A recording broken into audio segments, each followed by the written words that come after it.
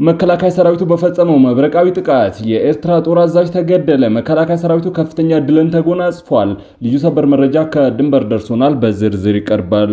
በኢትዮጵያ ሀገራዊ ምክክር ጉባኤ ላይ ሲያከራክር በቆየው የአዲስ አበባ ጉዳይ ላይ የከተማዋ የኦሮሚያ ክልል መቀመጫነት በፌዴራሉ ህገ መንግስት እንዲሰፍር ምክረ ሐሳብ መቅረቡ ተገለጸ። ልዩ ዘገባ አዘጋጅተናል።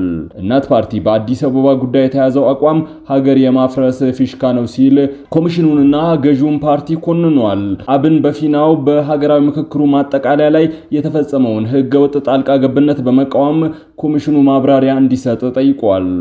ውድ ቤተሰቦቻችን በዕለቱ የመረጃ ሰዓታችን እነዚህንና ሌሎችንም የሀገር ውስጥ መረጃዎችን በዝርዝር ወደ እናንተ እናቀርባለን። ለቤቱ አዲስ የሆናችሁ ሰብስክራይብ በማድረግ የደወል ምልክቷን በማብራት የቤቱ አባል ትሆኑ ዘንድ በታላቅ ትህትና እንጋብዛለን። እስከ ፍጻሜው አብራችሁን ቆዩም።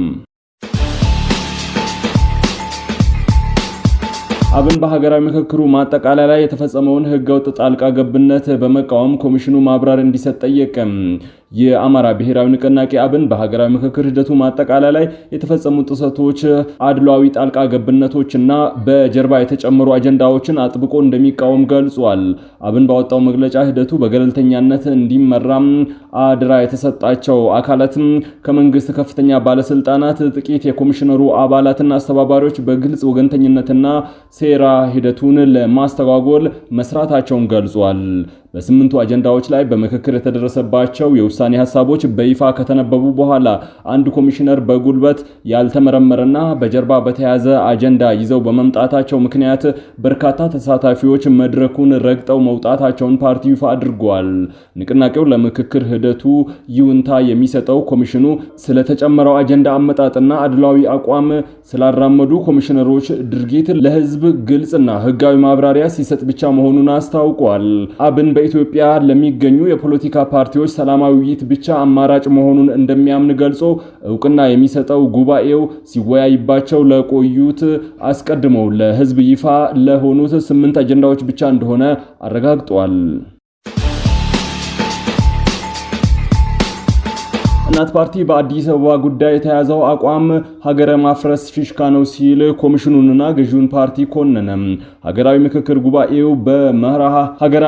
ጉባኤው በመርህና በስክነት የተመራ ሳይሆን የናጼ በጉልበቱ አይነት ትዕይንት ሆኖ ማለፉን የገለጸው እናት ፓርቲ በተለይም በአዲስ አበባ ጉዳይ ተመካካሪዎች የደረሱበትን ስምምነት በመሻር የተካሄደበት መንገድ የህልውና ጥቃት ሀገረ ማፍረስ ማስጀመሪያ ፊሽካ መሆኑን በመጥቀስ ህዝቡ የውይይቱን ውጤት እንዳይቀበለው ጥሪ አቅርበዋል። ፓርቲው ነሐሴ 16 ቀን 2018 ባወጣው መግለጫ እንዳስታወቀው አብዛኛው ተመካካሪ አዲስ አበባ ለፌዴራል መንግስት ተጠሪ ትሆናለች በሚለው ሐሳብ ላይ ተስማምቶ እያለም ገዢው ፓርቲ ያደራጃቸው ቡድኖች አዳራሽ በመረበሽና ሂደቱን በማጓተት ፍላጎታቸውን በጨለማና ከተመካካሪዎች ስምምነት ውጪ አስጨብጠው ለማሳለፍ ሞክረዋልም ብለዋል። ድርጊቱ ኮሚሽኑ መርህ የሌለውና የገዢው አካል ጉዳይ አስፈጻሚ መሆኑን በተግባር ያሳየበት ነው ሲል ኮንኗል። በተጨማሪም ኮሚሽኑ አስቀድሞ ያስጠነቀቀው 75% የውሳኔ ስምምነት መመሪያ በሚጥስ ህግ በሆይ እንዲጠናቀቅ መደረጉን ያመላከተው እናት ፓርቲ የሚመለከቱትን 3 ዋና የአቋም ነጥቦችን ይፋ አድርጓል። የምክክር ሂደቱ ተጨባጭና አዎንታዊ ውጤት እንዳያስገኝ ባለው ቀውስ ላይ ተጨማሪ ቀውስ እንዲያዋልድ በር ከፈተም ጠባብ ሲል የኦሮሚያ ብልጽግና፣ ሰፋ ሲል ደግሞ ገዢው ብልጽግና ፓርቲ ሆኗልም ብሏል። መላው የኢትዮጵያ ህዝብ የምክክር ሂደቱ የተቃኘበት አደገኛ መንገድን ተገንዝቦ ከዚህ አቅጣጫ ከሳተ የይምሰል ምክክር የሚወጡ አሳሳች ውሳኔዎች፣ ሰነዶች እንዳይቀበል በማንኛውም መንገድ ሁሉ እንዲቃወም ጠይቀዋል። እናት ፓርቲ በሂደቱ ላይ የነበሩ የጎሉ ችግሮችን አስቀድሞ ሲገልጽ ቆየ በመሆኑ አሁንም ውጤቱን ለማስቀየር እነ አጼ በጉልበቱ የሚዘውሩትን ድራማና የምክክሩን ውጤት ሙሉ በሙሉ እውቅና የማይሰጠው መሆኑን አስታውቋል። የኢትዮጵያ ሀገራዊ ምክክር ጉባኤ ሲያከራክር የቆየው የአዲስ አበባ ጉዳይ ላይ የከተማዋ የኦሮሚያ ክልል መቀመጫነት በፌዴራል ህገ መንግስት እንዲሰፍር የሚጠይቀው ምክረ ሐሳብ መጨመሩ ተገለጸ። ከተማዋ ከኦሮሚያ ክልል የሚኖራትን ግንኙነት በተመለከተ ግን ኮሚሽኑ የመጨረሻ የሚለውን ምክረ ሐሳብ ለመንግስት እንደሚያቀርብ ማሳወቁን አንድ ምንጭ ገልጸዋል። በ8 አጀንዳዎች ከአንድ ወር በላይ ለሚበልጥ ጊዜ ሲካሄድ የነበረው ሀገራዊ የምክክር ጉባኤ ነሐሴ 16 ቀን 2015 የማጠቃለያ ስነ ስርዓቱ ተካሂዷል። ከማጠቃለያው አስቀድሞም ትላንት አርብ ነሐሴ 15 ከምሽቱ 11 ሰዓት ተኩል ጀምሮ የመጨረሻዎቹ ምክረ ሐሳብ 4000 ገደማ ተሳታፊዎች ላሉት ጉባኤ መቅረቡን አንድ ምንጭ ተናግረዋል። የመጨረሻዎቹ ምክረ ሐሳቦች እንደሚገልጹት ሐሙስ ዕለት የጉባኤው ተሳታፊዎች ተሰብስበው የነበረ ቢሆንም በአዲስ አበባ ጉዳይ ላይ በተፈጠረ አለመግባባት ምክንያት የመፍትሄ ሐሳብ የሚያቀርቡ ኮሚቴዎች እንዲቋቋሙ መደረጉ ይታወሳል።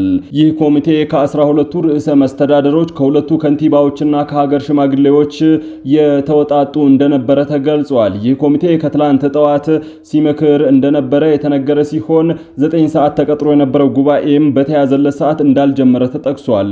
ጉባኤው ከተጀመረ በኋላ ምክረ ሐሳቦቹን በአጠናቃሪዎች አማካኝነት መቅረብ ከጀመሩ አስቀድሞ በአዲስ አበባ ጉዳይ ላይ ተጨማሪ ሐሳብ እንደሚኖር መገለጹን አክለዋል።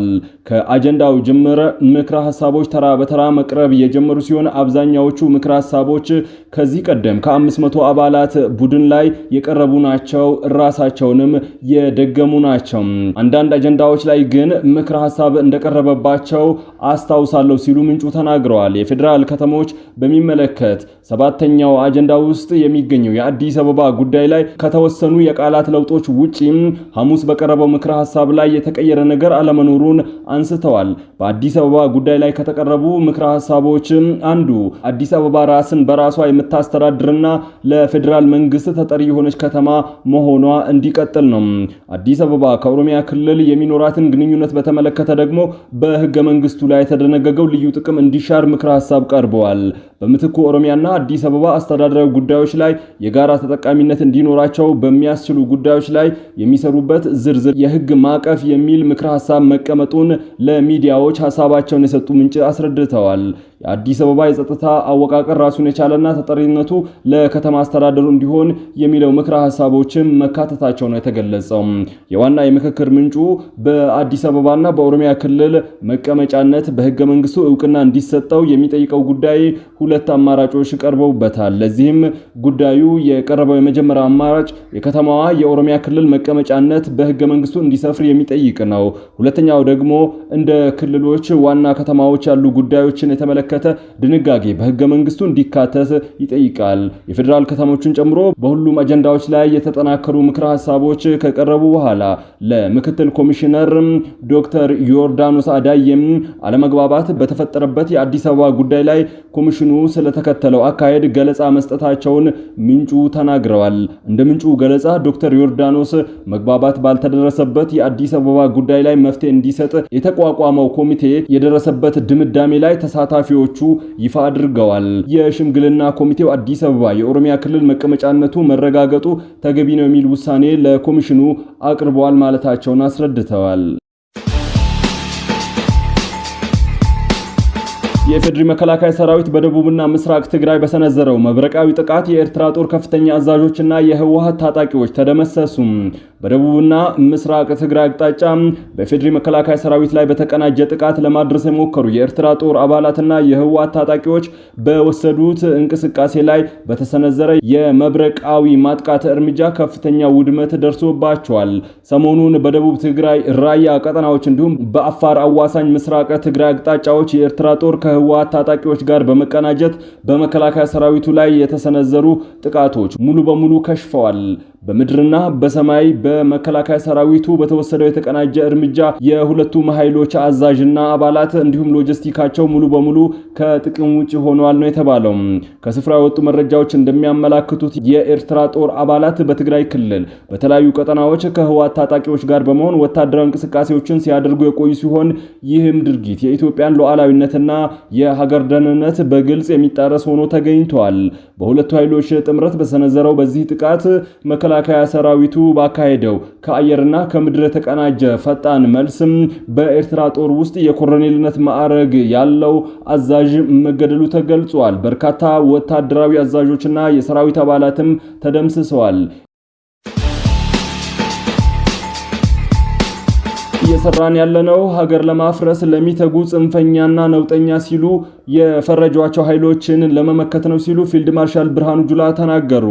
የልዩ ዘመቻ እዝ ማሰልጠኛ ማዕከል ለ45ኛ ጊዜ ያሰለጠናቸውን ጽናት ኮርስ መሰረታዊ ኮማንዶዎችን በዛሬው ዕለት አስመርቀዋል።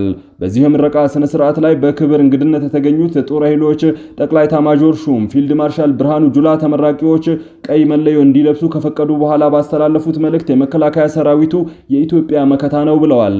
የባንዳና ተላላኪዎችን ጠመንጃ ሀገር ያፈርሳል ያሉት ፊልድ ማርሻል ብርሃኑ ጁላ እኛ ደግሞ እየሰራን ያለነው ሀገር ለማፍረስ የሚተጉ ጽንፈኛና ነውጠኛ በማለት የፈረጇቸው ኃይሎችን መመከት ነው ብለዋል። የአየር ወለድ ኮማንዶ ኃይል በአካል ብቃት በጽናቱና በከፍተኛ ወታደራዊ ዕውቀቱ የውጊያ አቅጣጫ ቀያሪ ኃይል በመሆኑ ከውጭና ከውስጥ የተቃጡ ወረራዎችን፣ ግጭቶችን በመመከት በሰው ሰራሽና ተፈጥሯዊ ፈተናዎች ውስጥ አልፎ ሀገራዊ አደራውን በብቃት መወጣቱን ነው የተናገሩት። ጀግኖች ኢትዮጵያውያን ከሰማይ የመርዝ ዝናብ እየዘነበባቸው በጎዳና በዲሞፍተር ተዋግተው ያቆዩዋትን ሀገር ዛሬ ከቅኝ ገዢዎች ባልተናነሰ ዘመናዊ ቴክኖሎጂ ግኝቶች ታጥቀን የሰው ኪሳራ ቀንሰን በነበልባል አቅም የምንዋጋበት ዘመን ላይ እንገኛለን ብለዋል። የእኛን ጀግኖች ቃል ለመጠበቅና የሀገርን ብሔራዊ ጥቅም ለማስከበር ዛሬም በተጠንቀቅ እንገኛለን ያሉት ፊልድ ማርሻል ብርሃኑ ጁላም የዛሬ ተመራቂዎች ምን ያህል እልህ አስጨራሽ እንቅስቃሴ አድርገው ስልጠናቸውን እንዳጠናቀቁ በተመለከቱት ገለጻ መረዳታቸውን አስታውቀዋል። የኮማንዶ ስልጠና ከቀላል ወደ ከባድ ከከባድ ደግሞ ውስብስብ የሚሻገርና ከትውልድና ወደ ላቀ ትውልድ የሚሸጋገር ሂደቱን እንደሚያሳይ በጽናት ተሻግረው ሀገራቸውና ሕዝባቸው የሰጣቸውን ተልዕኮ በቁርጠኝነት መወጣት እንዳለባቸው አደራ ሰተናቸዋል ያለው የመከላከያ ሰራዊቱ ዘገባም ተመራቂዎቹ በእሳት ተፈትነው የወጡ የኢትዮጵያን ብሔራዊ ጥቅም በታማኝነትና በቁርጠኝነት ማስከበር የሚችሉ ዝግጁነት ያላቸው በመሆኑ ከነባሩ የኮማንዶ አባላት ጋር በመቀላቀል የቀደመ መለያው የሆነውን ጀግንነት እንደሚያስጠብቁ ከጠቅላይ ኤታማዦር ሹሙ አደራ ተሰጥቷቸዋል ሲል ነው መከላከያ ሰራዊቱ የዘገበው። የክብር እንግዶቹ በአሰልጣኞቹና አሰልጣኞቹ የተገነቡ ልዩ ልዩ ፕሮጀክቶችን መርቀው የከፈቱ ሲሆን በአሰልጣኞች የተቀረቡ ማራኪ ወታደራዊ ትርኢቶች ለስነ ስርዓቱ ልዩ ድምቀት ሰጥተውታል ሲል የመከላከያ ሰራዊቱ ስነ ልቦና ግንባታም ዘገባ ያመለክታል። በመጨረሻም የዕለቱን የውጭ ሀገር ገንዘቦች ዕለታዊ ምንዛሬ ዋጋ ወደ እናንተ እናቀርባለን። በኢትዮጵያ ንግድ ባንክ አንድ የአሜሪካን ዶላር 160 ብር ተገዝቶ 163 ብር ከ2 ሳንቲም እየተሸጠ ነው። ፓውንድ ስተርሊንግ 212 ብር ከ9 ሳንቲም ተገዝቶ 217 ብር ከ2 ሳንቲም የሚሸጥ ሲሆን የአውሮፓ ዩሮ 185 ብር ከ5 ሳንቲም ተገዝቶ 189 ብር ከ3 ሳንቲም ይመነዘራል። የስዊዝ ፍራንክ 194 ብር ተገዝቶ 197 ብር ከ9 ሳንቲም የሚሸጥ ሲሆን የኩዌት ዲናር 511 ብር ከ9 ሳንቲም ተገዝቶ 521 ብር ከ8 ሳንቲም እየተሸጠ ነው። የቻይና ዩዋን 23 ብር ከ3 ሳንቲም ተገዝቶ 23 ብር ከ7 ሳንቲም ይሸጣል። የተባበሩት አረብ ኤሚሬቶች ድርሃም 43 ብር ከ5 ሳንቲም ተገዝቶ 44 ብር ከ4 ሳንቲም የሚሸጥ ሲሆን የሳውዲ ሪያል 44 ብር ከ6 ሳንቲም ተገዝቶ 43 ብር ከ4 ሳንቲም በዛሬው ዕለት እየተሸጠ ነው። በእያንዳንዱ የውጭ ሀገር ገንዘቦች ዕለታዊ የምንዛሬ ዋጋ ላይ ለወዳጅ ዘመዶቻችሁ በምትልኩት ገንዘብ 7.8 ብር ተጨማሪ ሆኖ የሚከፈላችሁ ይሆናል።